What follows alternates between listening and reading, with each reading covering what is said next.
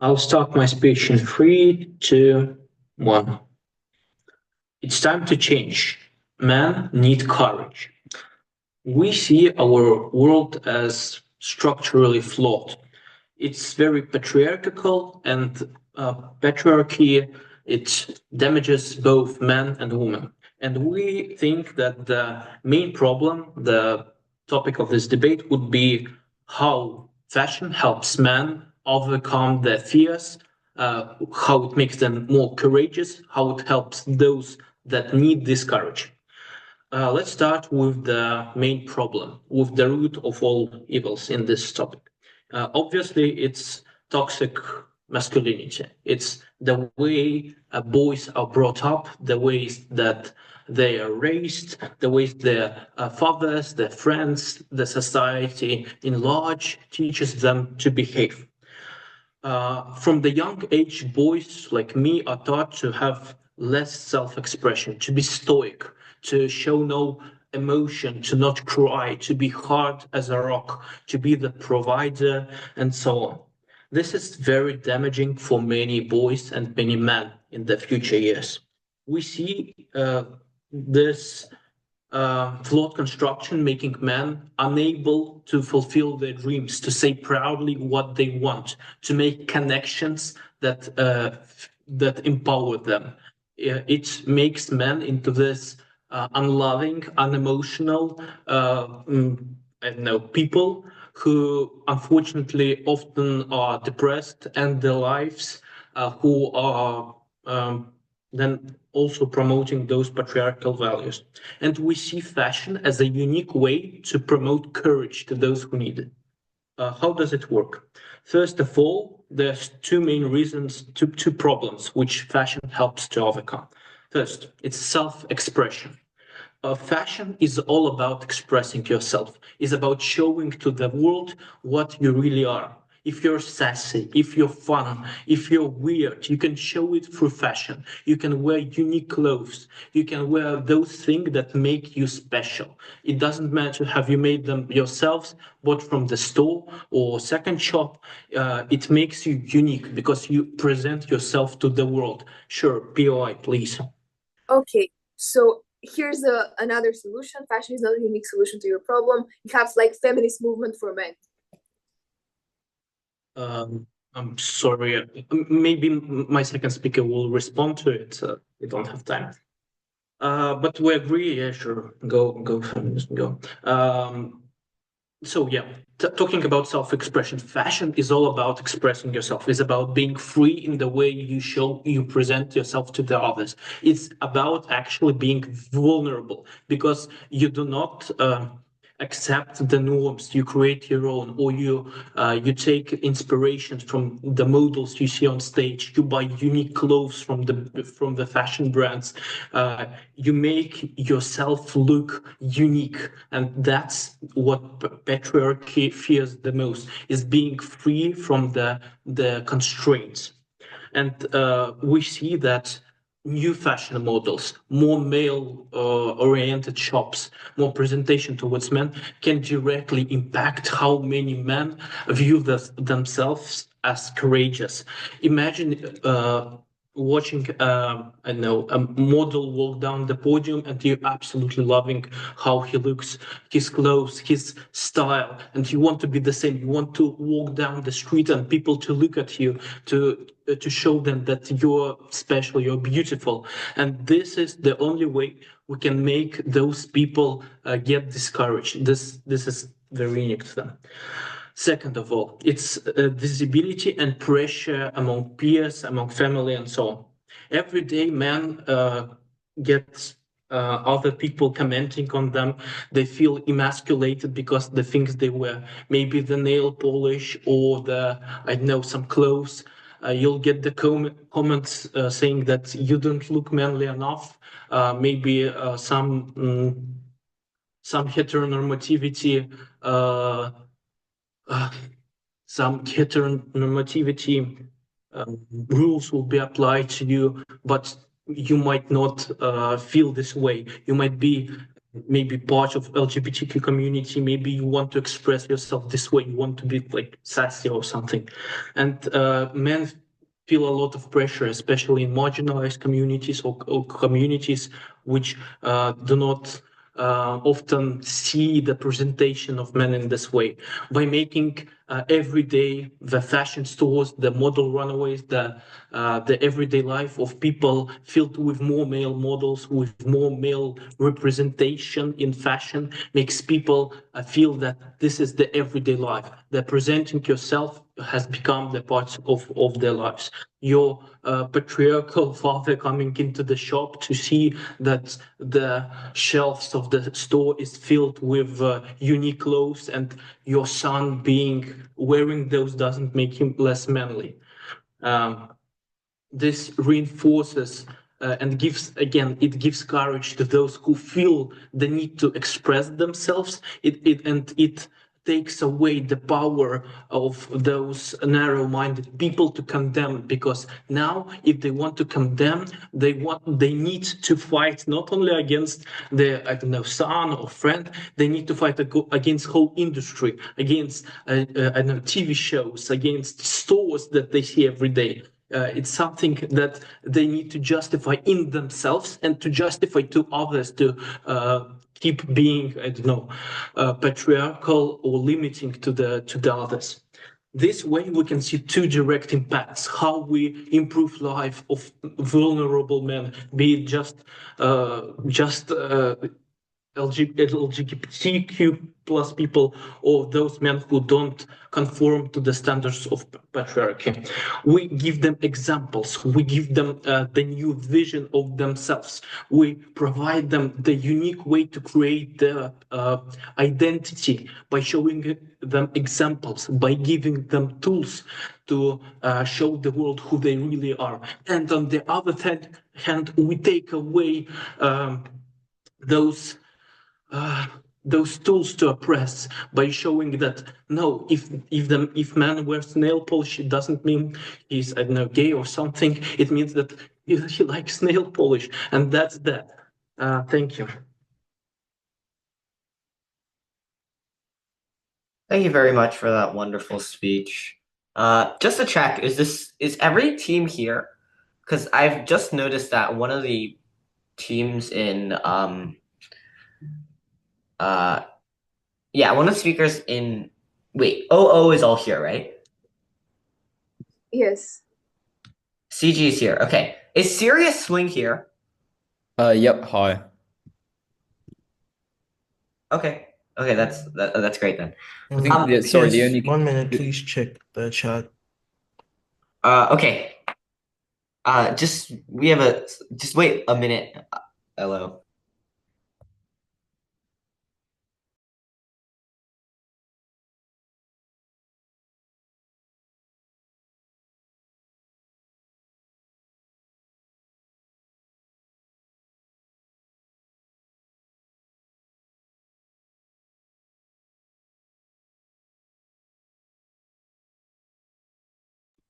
All right, sorry about the delay. Hello.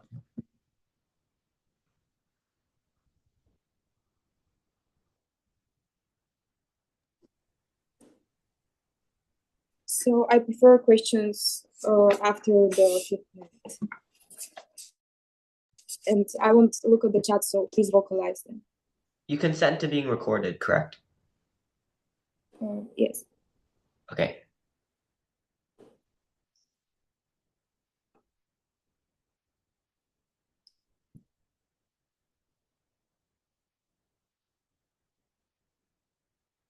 Dear panel, I'll start this speech with very, very carefully describing how the status quo looks like now, right now, just so you know what world is exactly is destroyed by this policy that the brands want to make.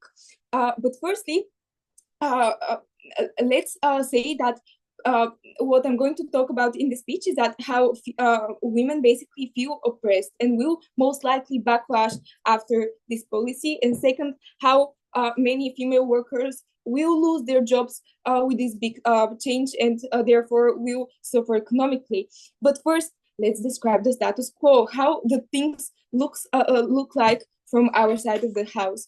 Well, basically, women are very, very happy right now. Why?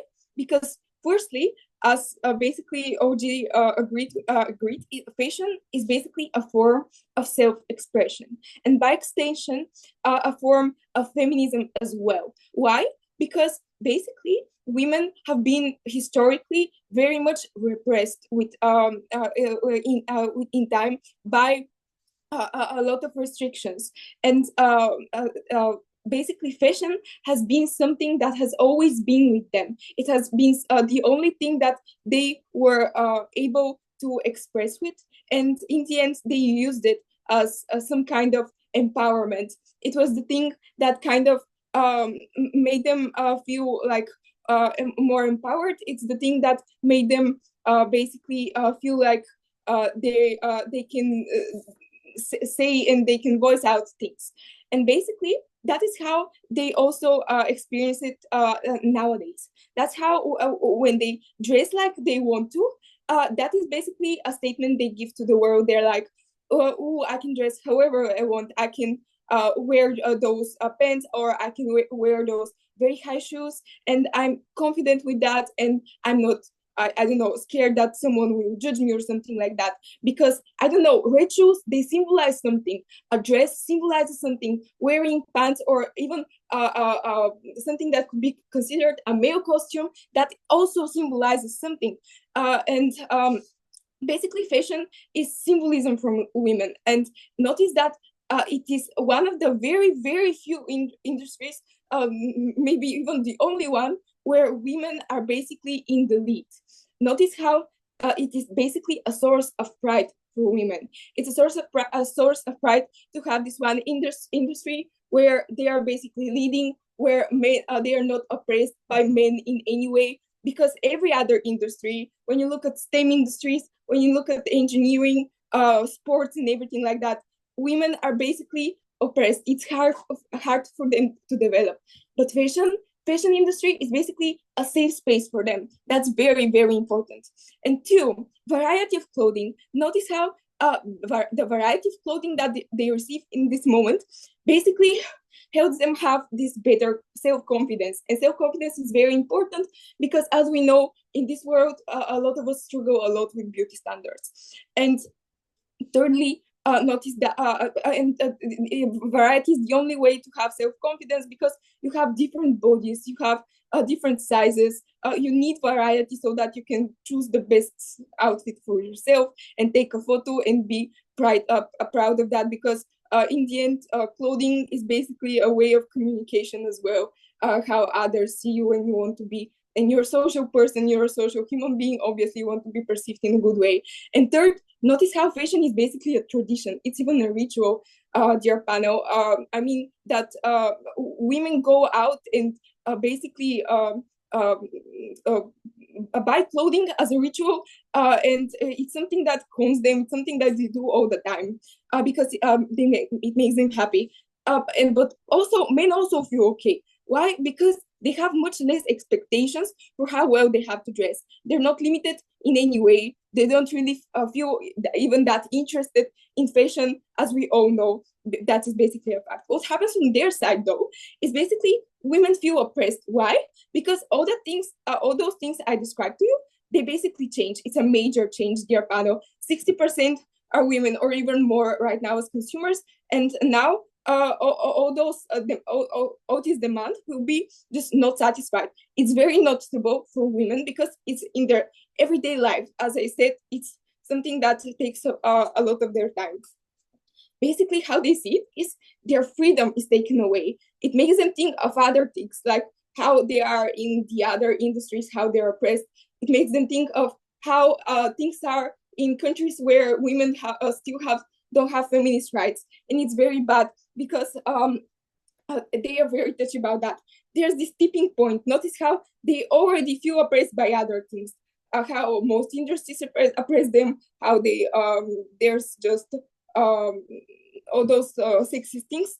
So they have this strong fear of going back to how it was before because they had to fight for that later. And basically, this will inevitably lead to a backlash because there's this strong dissatisfaction of women. And obviously, it's going to lead to a radicalization of women against men. Why? Because they feel threatened once again, and they're very scared because this is the one industry they have.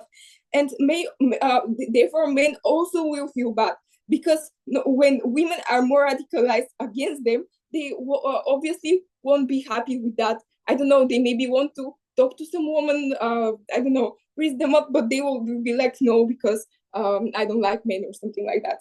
And notice how this affects absolutely every woman. It's not just the woman in, I don't know, the same industry, it's every woman because all women basically shop. Moving on with our second point of mechanism, basically, a lot of female workers will just lose their jobs with this big change. This is very intuitive. How it looks like, basically those industries won't just hire new people because they don't have this capacity financial. They have to pay a lot of money to make this big change. Therefore, they will hire just more men as designers and more men as models, but also fire all the women and all the that work instead. So just so that they can I don't know, save those money. And they will hire more men just to portray this change, to make sure that people understand, to make sure that these designers know what they're doing. But female workers lose their jobs. It's very hard to change professions. It's very hard to stand up after losing your job. It's very hard to find something else that you love. You're overtime. Okay, thank you very much.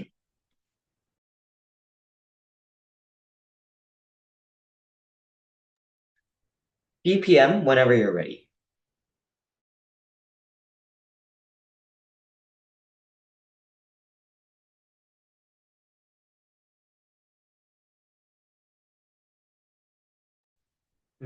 It was fashionable. I'm sorry.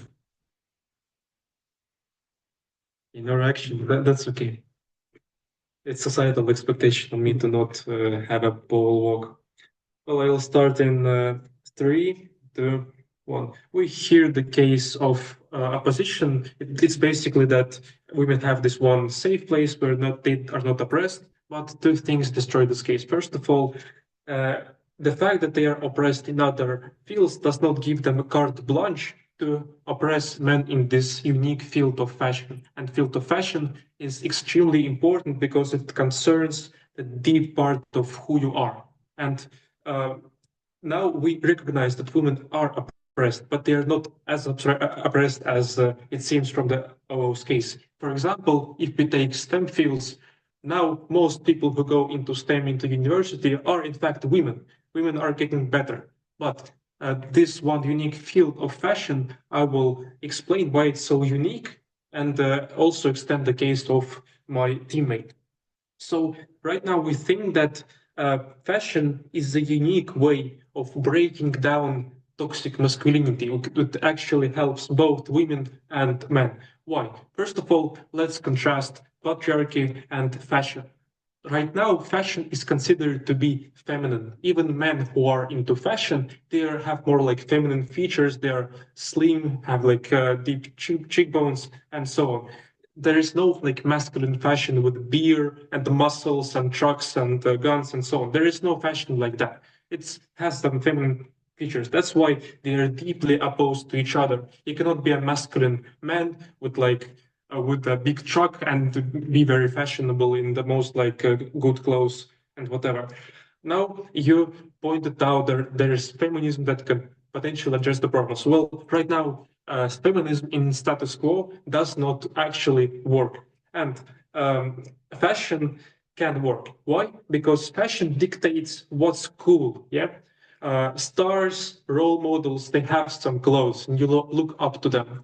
You cannot find like a sports star that has some feminism badge and I don't know if you more believe in feminism. No, you can see them in very fashionable clothes, unusual, like brave clothes, And this way you think, oh, this person is cool, they're my role model, they don't dress in these very like masculine clothes, they behave themselves more normally. And this way you less believe in this toxic masculinity.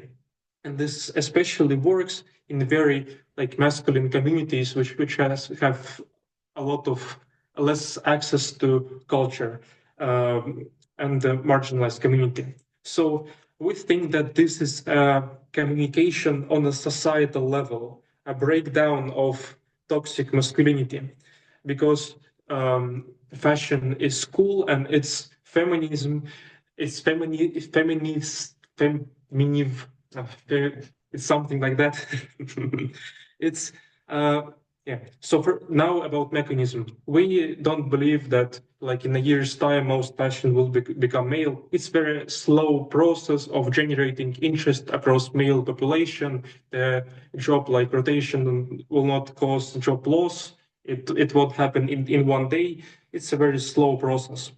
But during this process, each time a new man puts on some brave clothes and has the courage to be on the street and show himself, it's one time toxic masculinity is broken because he breaks away from this kind of from this image of you cannot wear like more feminine and brave clothes. Because right now, yes.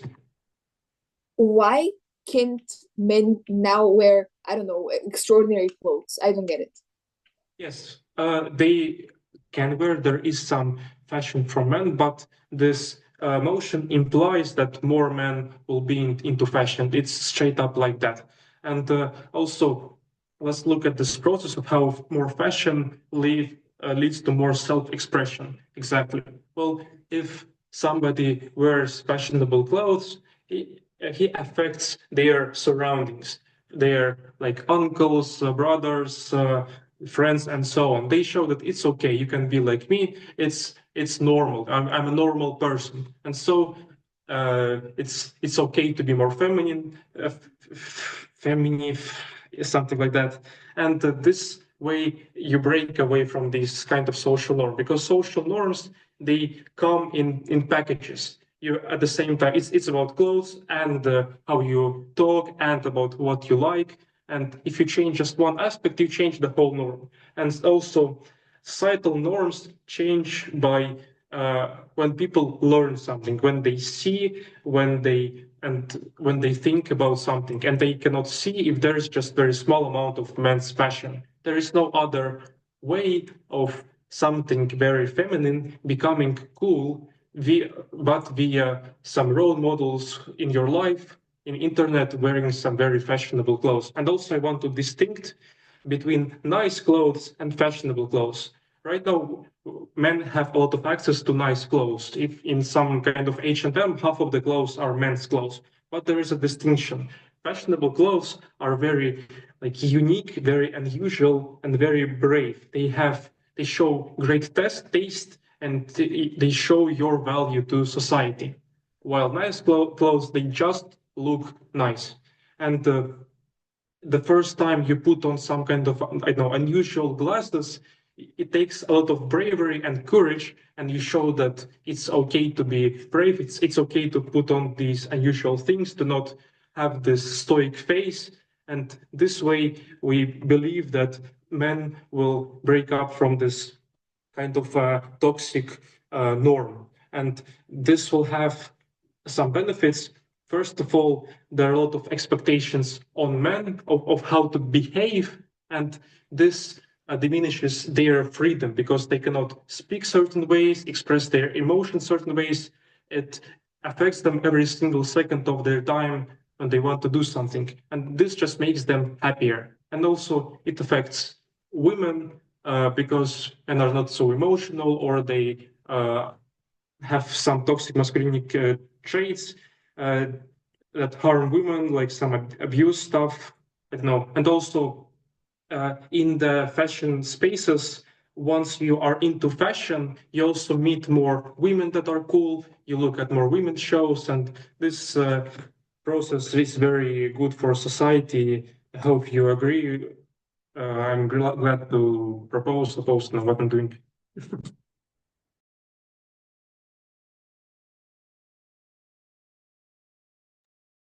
Thank you for that speech.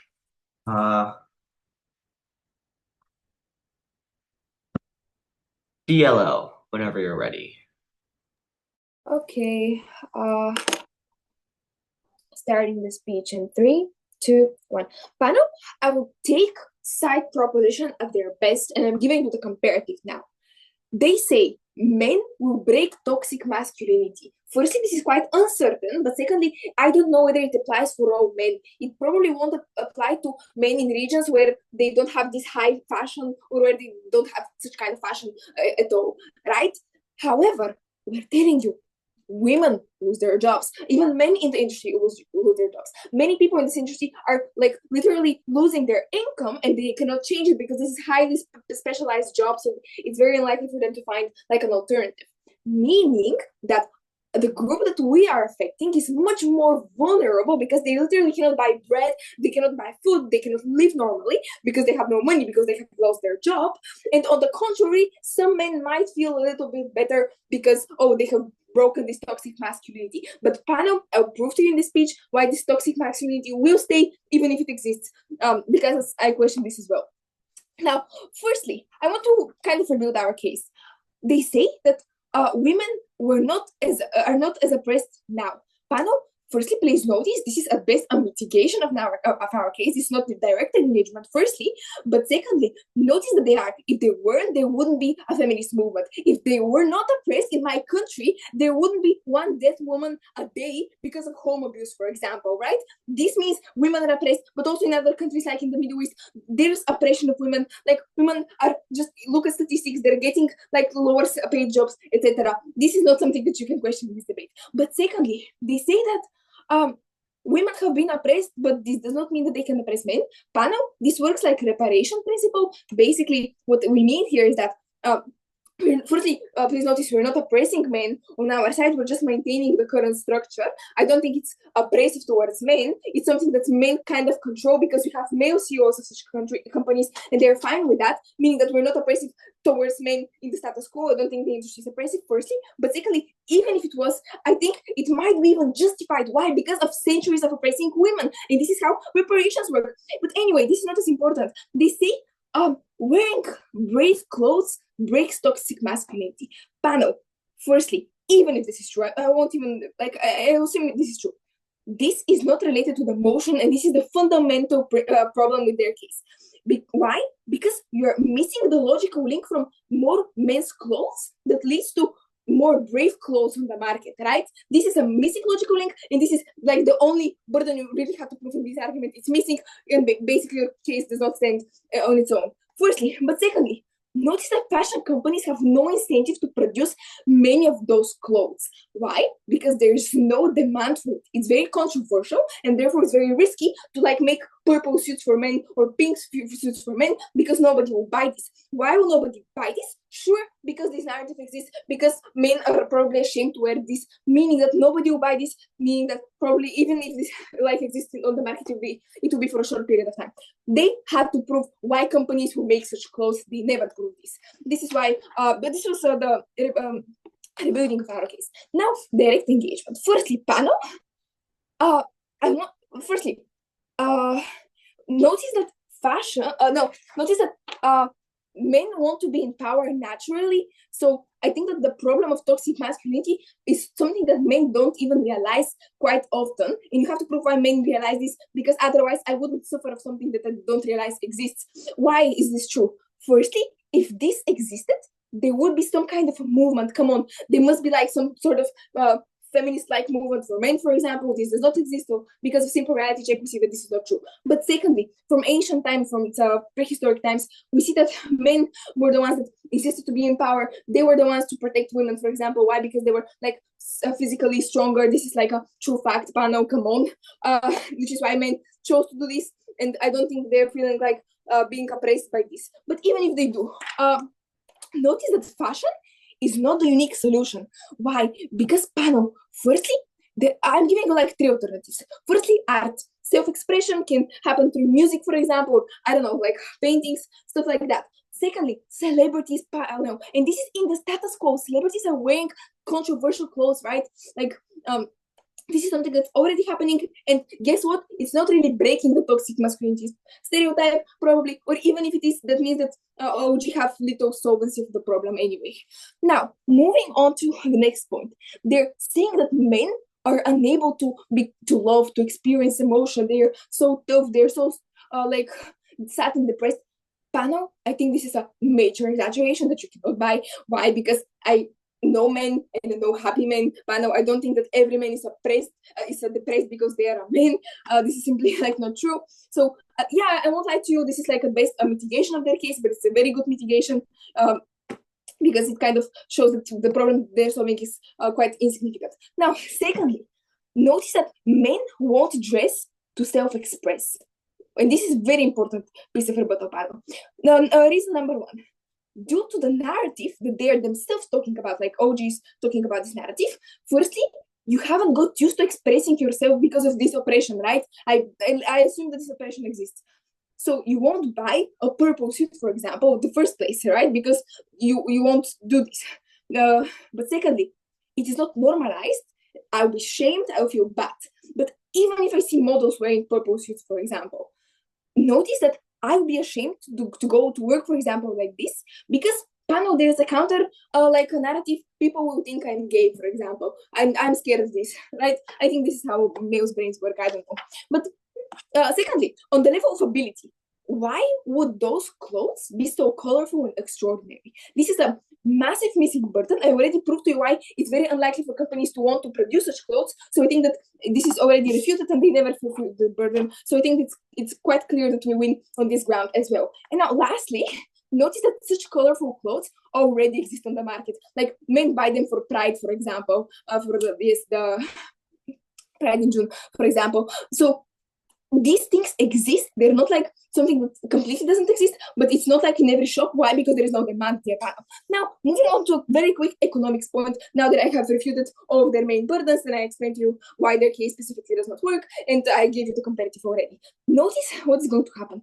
Women's clothing will become much more pricey. Why? Because you have same demand but less supply. And this is how economics work. This means that prices will rise rapidly and women will get firstly frustrated with this because this is like some sort of a discrimination. But secondly, because this is quite unfair, dear panel, I think, like raising the price of women's clothes because there are less clothes and women are the ones that need those clothes. Because notice what happens on their side, like men's clothing will have same demand but more supply, meaning that probably a lot of it will be left out, and because of fast fashion, it will just go, I don't know, thrown away somewhere in nature, which is bad for the environment as well. So, panel, if you don't want women and people in the industry to lose their jobs, if you don't want the environment to become worse, if you don't want women to like backlash and be sad, and if you like want men to be okay and everything to like sustain like the entire economy of the fashion industry, just oppose.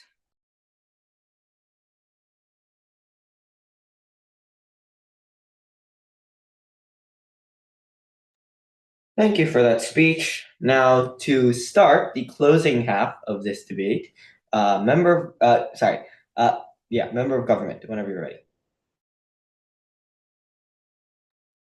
Hi, can I be heard?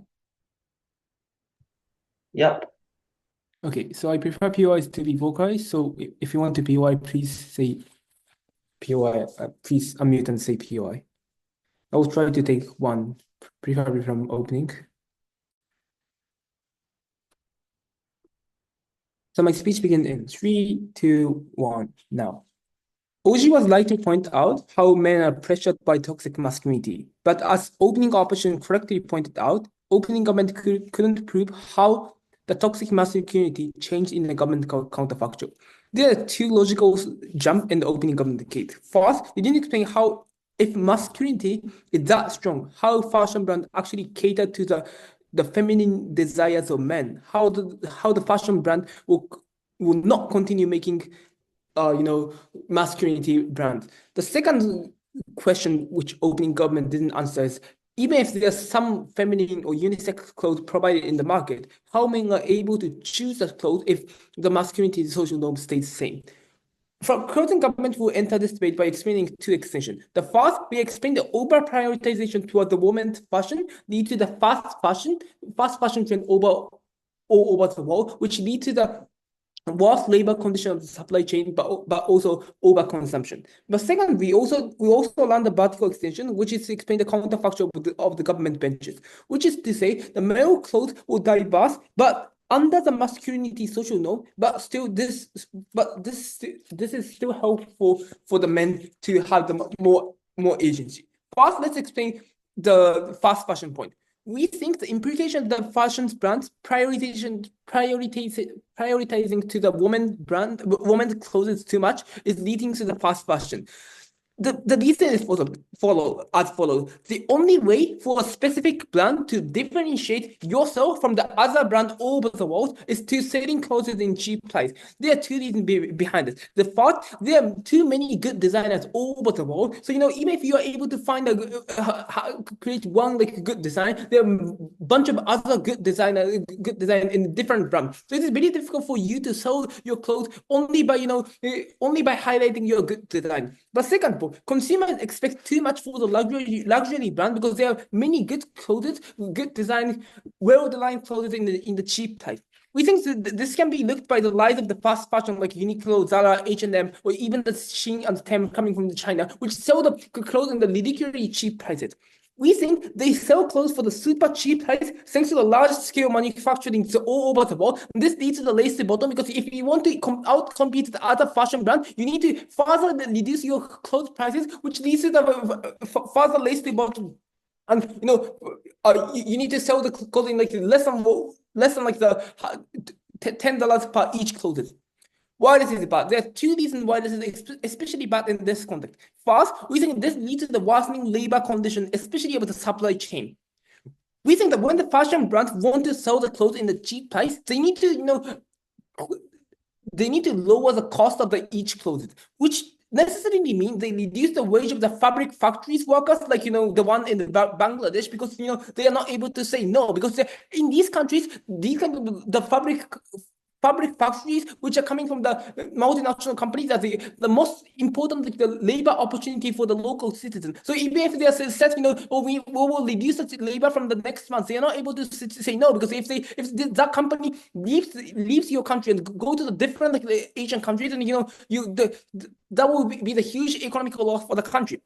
Second of all, this also can lead to they buy fabric from the illegal place, from the Uyghur places where human rights are abused, and you are buying the cheap fabric because of the human rights abuse in some other places. We think clothing opposition, or upside might say, oh, there's some the brands who care about the ethical clothes. Yeah, that's true, but we are saying in the general trend, there are many more the fast fashion brands than limited luxury ethical clothes, because these ethical clothes are very limited because the rich people in West can only afford that kind of clothes, because the bunch of other it's too expensive for the bunch of other people. The second way of the fast fashion is we think the fast fashion leads to the trend of the overconsumption. We think for fashion brands to make profits, they want consumers to buy multiple cheap clothes every single year. Because even if a consumer buys one the $10 clothes, you're not able to make the profit. So you want so the brands want you to buy a lot of clothes. So they create huge advertisement or the huge the models showed to highlight new trends every single season, to changing in the very fast pace to pressure women, the largest consumer base, to buy more clothes every single season. One, this is bad because this leads to the unsustainable consumption cycle, because you throw away clothes you only wear for 1 year or even for 1 season, and you are still able to use it, but just because this is outdated in terms of fashion, you throw away. This is just bad for the environment. But second, this also brings huge financial burden to women, because you need to buy the cheap clothes, but a lot for every single season. We think this flips opening opportunities, because this is actually because women will be free from the overconsumption trend happening in the status quo. We think counterfactual will be much healthier, because expanding into the men's fashion Point is of much information. Sure. Surely if there's a new market, you're selling more clothes in terms of volume, since you're catering to men and women, making the very problem that you say you try to prevent even worse. Yeah, that's the point. So we think, when you expand into the men's fashion, this is much better because one, you have much larger consumer basis, so you don't have to rely on the fast fashion of women. You can have the double amount of consumer, so you don't have to compete only on the women's fashion, women's consumer basis. But second, this is more important because the market for the male clothes is not saturated yet. It's the kind of blue ocean, so you are able to differentiate yourself by making the cool different brands, colors, function, or size, etc. So it's much more healthier than you have to only compete by the price because in the saturated market, like in the women's fashion brand, the only way for you to compete as a brand is just selling the clothes in the lower price. But in the blue ocean, like the male's fashion brand, that doesn't happen. So we think it is much healthier. Why we win over the opening? One, because factory workers and supply chain are the most vulnerable workers. They gain less than $1 per every day despite their hard work. They work for 16 hours per day to prepare for the overconsumption. This is way more important than any other actor presented by the opening opposition or opening government. But second of all, we also flip the women's. We also win in terms of the women's choice because they are now free from the overconsumption trend. So adding to the counterfactor of how this is actually much better than the fast fashion, we think this looks like, for example, selling clothes for the oversized people, like XXL for the male clothes, but also selling the clothes for the masculine clothes, women who want to try masculine fashion. That is much healthier than the fast fashion probably proposed.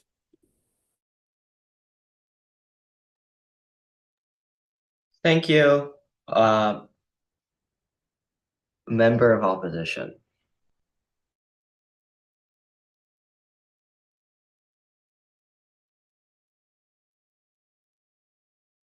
Could I start?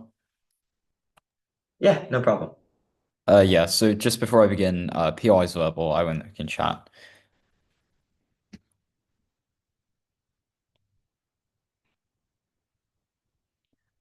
This speech is going to be really normal. I'm not going to go on for 15 seconds after the end of my speech. I'm also not going to talk about how cheekbone density correlates with toxic masculinity. I'm also not going to talk about the eradication of gender norms. This is going to be really, really straightforward because this debate has been so messy so far. And Judge, I know it's been a long day. I've been up since 4 a.m. I don't want to make this more complicated than it is either. Two pieces of extension. Firstly, on competition and crowding out small businesses, and secondly, on this issue of toxic masculinity. But before that, some positioning. The main contributions of our opening in this debate and the top half as a whole are basically there's going to be this gender war, women are going to backlash and kill all men, feminism and 4B and all this sort of stuff is going to become really prominent and men will never be able to rise up a woman again. Okay, fine. This could potentially happen. Or maybe, if we branch out into male fashion, a couple more male consultants are going to be hired and less female consultants are going to be hired. But the reason and the critical thing that they miss out in this case is that it's just deeply implausible. If I can prove to you that there's a concrete change, a concrete comparative, not whereby society melts down into apocalypse because somebody didn't like someone else's sunglasses, but because the fact a couple of people will definitely lose their jobs or a couple of industries will get definitely worse, we think we way over this. The second thing that our opening says is basically a correct response that basically it's risky to make challenging clothing, so these people won't do it. I'm going to take this one step further and tell you why they actively will make clothing that perpetuates toxic masculinity, winning even on the sort of suspicious clash that has been debated on throughout this debate. Okay, on to the extension now with that positioning done. Firstly, on framing. And I think this is really strategically important in this round because nobody panel has told you what the current men's fashion industry looks like beyond basic hand-waving and gestures. And I think this is immensely strategically important because if you can't prove a comparative, like every other team has not been able to do, there is no way that you, as the judges of this esteemed debating competition, are going to be able to weigh up any of their contributions against what this comparative is. So, the comparative then, the much-awaited comparative. Male fashion is largely based on small businesses in the status quo, aside from generic mass-produced bilge, office wear, etc. Since this debate seems, if I'm judging it correctly, to be based on artistic fashion and all this sort of thing for everyone's impacts to work, we'll go with that. And the reasoning for this is relatively simple. It's yet to be monopolized because it's yet to become truly mainstream. It is... as everyone else has stated, considered rather feminine, or if I were to be crude, rather gay, to be interested in fashion as a man. And this is a bad thing. What it's resulted in, however, is quite good. And the reason why it's good is that you have increased competition.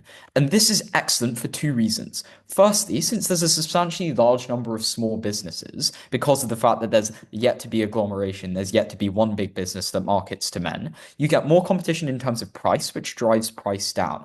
That is to say, when there are more businesses around that are all, trying to bid for your attention, bid for your money, basically due to economics, supply, demand, price goes down. The second important thing, and this is crucial for weighing over our opening, is that the price of labor goes up for people who are working in these industries, directly clashing with CG's material. Now, the reason for this is also simple. When there are more employers and more boutique shops that are like purchasing essentially your labor in the form of a wage, your wage increases. This is, again, economics. You as supply maintain relatively constant, whereas the demand in the form of the number of companies that want to accept you increases. This is because each of them bid in an auction-like fashion, according to standard laws of economics, for your limited pool of labor.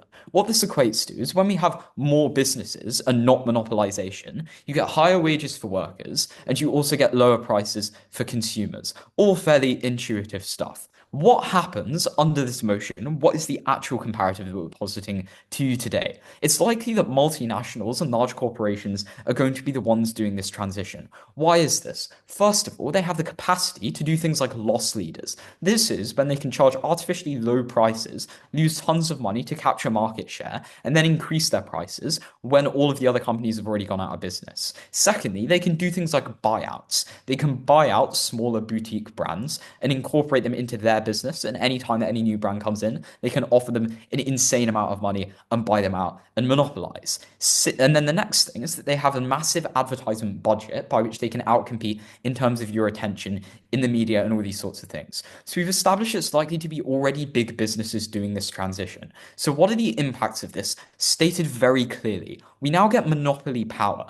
That is to say, all of the benefits that I've stated to you from the comparative earlier do not actualize. Because of the fact that there is now one employer, all of those sweatshops in Bangladesh that you don't want to operate badly, all of these places, when they're now producing men's clothing, only have one price that they can work for. Therefore, they have leveraged these clothing company multinationals to set that wage really low so people can be paid even less. Secondly, because of the fact they control your attention, because of the fact they control the market, they can now charge you a really high price. This is damaging for people of lower incomes who won't be able to access all of this great, self-knowing stuff that top half wants to talk to you about, because of the fact that if they can't afford the clothes in the first place, none of this happens. If I can prove to you that these clothes are tangibly cheaper on our side of the house, we win this debate. In conclusion, at the end of this case, what I strategically proved to you is that in the status quo, because of the fact that it's less popular, because of the fact that it's a less developed field, it tends to function off smaller businesses.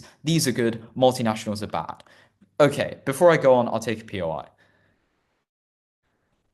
Seeing none, I'll continue on to my next piece of extension. Opening basically tells you that there is no incentive for these companies to market to men's progressive, enlightened, liberal instincts or whatever. Yes, true, but there's something more that can be done with this. They actually have an incentive to actively cater to toxic masculinity. And while doing this, I'm going to prove why toxic masculinity exists, because no other team in this round has done that so far either. In the status quo, there's generally a rise of dubious characters, such as Andrew Tate, manosphere types, etc., because of the fact that they have a unique capacity to succeed on social media. Secondly, there are tons of traditional sources of authority, such as religion, such as your parents, such as general social structures and pressures, that mean that basically you want to conform to the idea of masculinity. Now, by preying on your insecurities about masculinity, these companies can sell you more things. That is to say, if they say that you're not a man if you don't buy this, then they can get more sales by preying on this latent tendency. The bottom line of this is they have an incentive to make you feel bad for all these reasons. Very proud to propose. Oppose, rather. Terribly sorry. Thank you very much. Let's welcome Government Whip.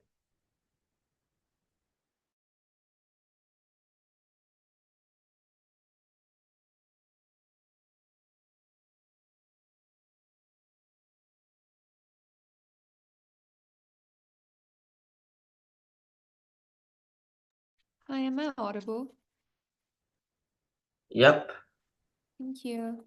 If you could unmute yourselves for POIs, that would help.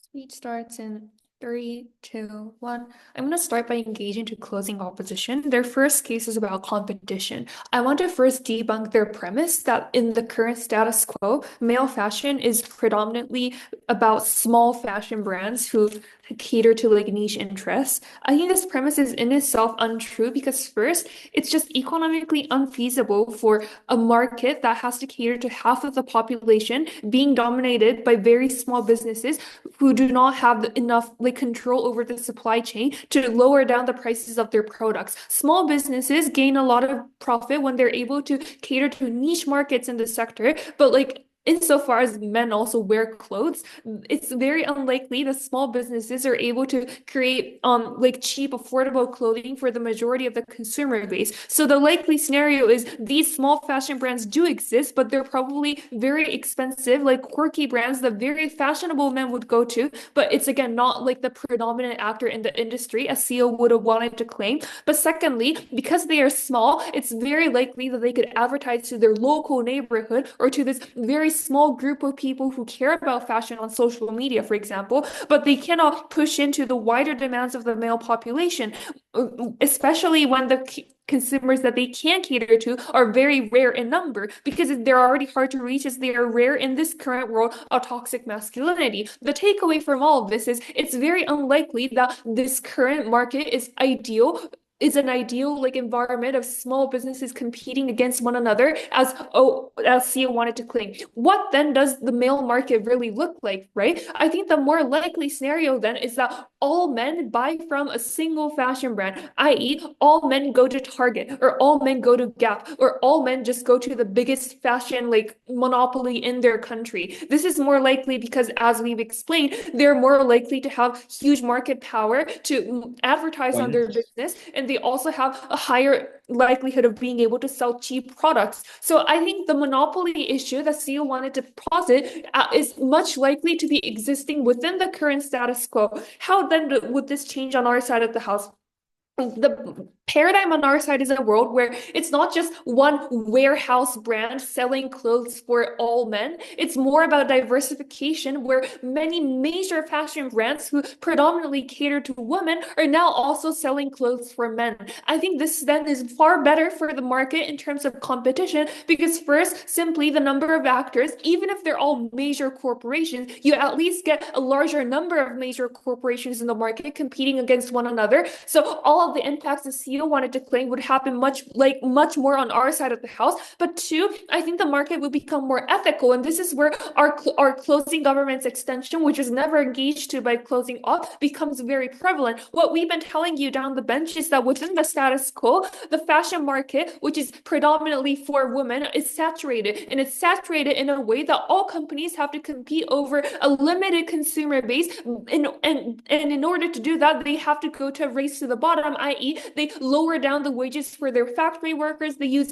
like very cheap, dangerous, like plastic, like mixed, like fabric in order to sell clothes that could like potentially cause cancer, for example. These are all ways in which companies are forced to differentiate and compete against one another in a market that has become saturated, where everyone is literally wearing westernized clothes and following the same kind of trend that is proliferated over social media. All of this changes on our side of the house, because you're able to then step into an untapped marketplace of male fashion. That's the point in which you could also gain equal profit by also paying your workers your minimal wage, but you could also sell fabrics to and clothes to the majority of the population without having to take such coercive measures and to go into shady supply chains, because simply the market is still untapped. So there's a huge profit margin that you could gain even if you still follow the law, for example. So the benefits that CEO wanted to claim about competition or about ethical marketing is far more likely to happen on our side of the house. For all these reasons,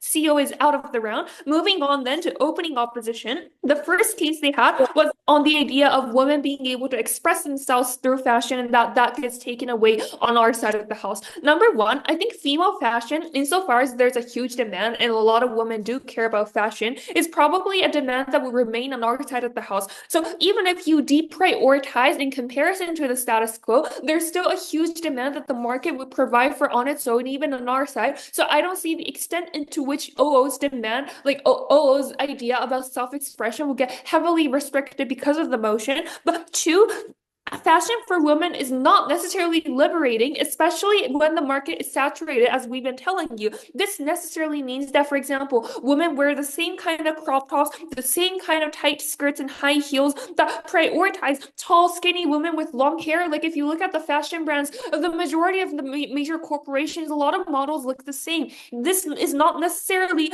a freeing concept for you as a woman, because you feel like you have to wear a dress in a formal occasion, or you have to wear makeup in important meetings. On our side of the house, even if the kind of fashion that expands because of the motion is predominantly masculine and catering to, like, you know, men in trucks with a beard, that's still better insofar as you at least expand the choices of masculine fashion that women can potentially access. So even if it's in the men's corner, you could still have cool pants, for example, or baggy sweaters and shirts that you could wear as a woman. These are all options that are far likely to become more accessible for women on our side of the house at the point at which markets are now trying to sell towards men, which then creates more masculine like fat clothing options, right? But finally, I think you're also pressured by overconsumption on their side of the house, because as we've been telling you from member, in order to keep reaping female consumer bases, you have to renew the trend every single season and urge them to constantly upgrade their wardrobe, which is a very toxic trend, both economically but also for your self-actualization, because you constantly feel like you have to catch up to the capitalistic market.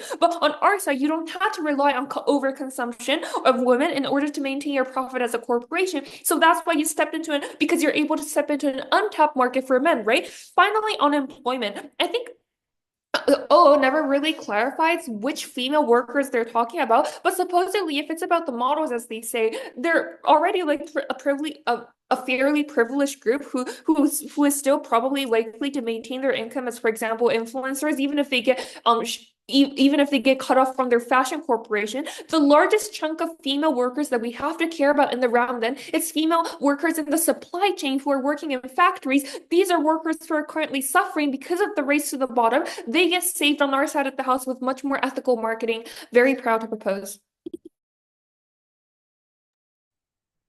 Thank you. Opposition whip. Hi, same as before, just POIs verbally.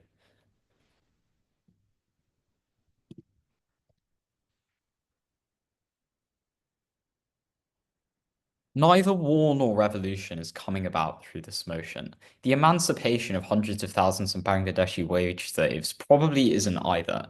It's a debate about fashion, guys. It is truly not that deep. Okay, with that out the way, onto some team by team. I think firstly, let's deal with closing government.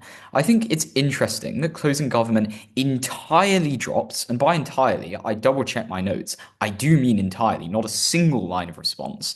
My whole second argument on the vertical extension, on why this creates this induced insecurity in men. There is not a single line of response to this. And I think this is really damaging for them in the round. And I think this is really damaging to everyone in the round, because this case is an independent path to victory in the truest sense of the word. If we can prove to you that now men are being made to feel actively worse about themselves, actively worse about their own masculinity, this has a couple of issues. WUDC manual got revised so I can impact and whip speeches. Suck it, panel. Sorry, that was rude. Anyhow, the reasoning behind this is as I gave before. Firstly, we don't want people feeling sad. And secondly, the kind of obvious, intuitive second impact to this is because of the fact that now they're more prone to engage in manosphere type content. As in, if I feel really insecure about how masculine I am I going to be like a normal, well-functioning human being? Or am I go to the first guy who gives me a really clear, definite reason why I'm feeling insecure? It's because you're being emasculated by the liberals.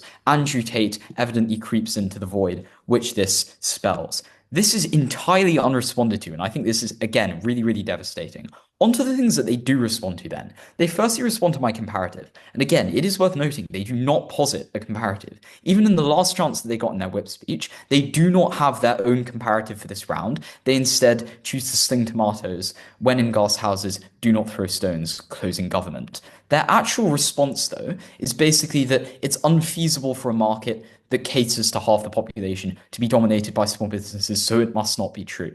I think there are two responses here. Firstly, I explicitly set up in Member that we've generally been debating this on the point of fashion, as in, nobody really thinks that bland office wear is going to change the world. That's how Top Half operated. So I think it's relatively clear that we're talking about high fashion, things like Gucci, things like Louis Vuitton, and not necessarily like your everyday clothing essentials type stuff. Secondly, even if we are talking about all clothing, we still win because further agglomeration between male and female dominated brands is still worse. Know how my case still works, even if there's just oligopoly. As in their best case, they prove that there's a small cartel, essentially, of female brands that dominate the market. This is still bad for a couple of reasons. Firstly, they can corroborate. Note the repeated prisoner's dilemma in this situation. As in, it's beneficial for me to not undercut the prices of a few competitors who I can communicate with, because of the fact that I can instead artificially keep my prices higher, as long as I have an assurance that they will artificially keep their prices higher,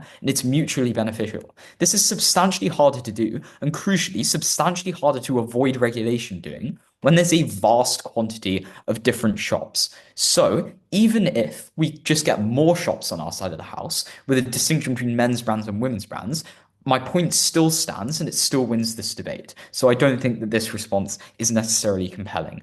The next thing is that basically women's stuff is oversaturated and men's content is not really oversaturated to the same degree. So you can like not, pay Bangladeshi wage slaves like no money at all. Couple of issues with this point. Firstly, ceteris paribus, as the consumer, you will buy cheaper clothes on both sides of the house. That is to say, if I'm a man buying clothes, it's not an intrinsically male thing to not care about cost. That's obviously absurd. So if there are two things and one of them is cheaper, I'm going to buy the cheaper thing. Basic market forces, basic economics. What this means is you still get the price undercutting that they don't want you to get. You can still differentiate yourself in a male market by having cheaper clothes. That's literally Primark's whole business model. Therefore, we don't think this is necessarily true.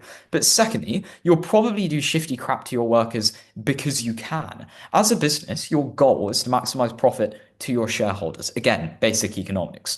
What this means is you on either side of the house have incentives to like screw over the Bangladeshi wage slaves, screw over all of your workers, and charge the consumers as much as you possibly can because you want that money. So no matter if the market is saturated or not, it's simply the same because of the fact that companies have the same incentives. Okay, onto some weighing then, and after the weighing, I'll take a POI.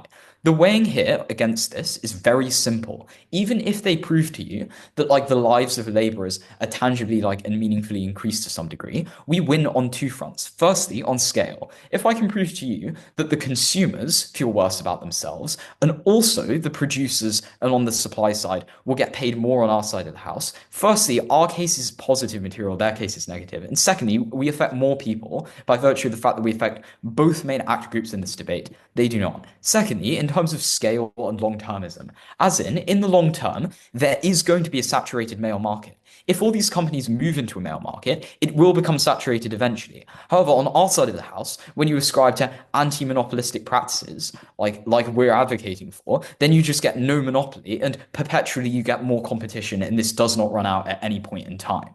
This means that we weigh over both on scale and both in terms of how long-term our impacts are. Before I finish, I'll take a POI from opening, if not closing. Closing. Closing, go ahead. We think men usually prefer buying expensive and well-designed goods, for example, when buying cars or watches. Why would you say the expansion towards the men's clothes most likely is same as the expansion to the female clothes, which is fast fashion?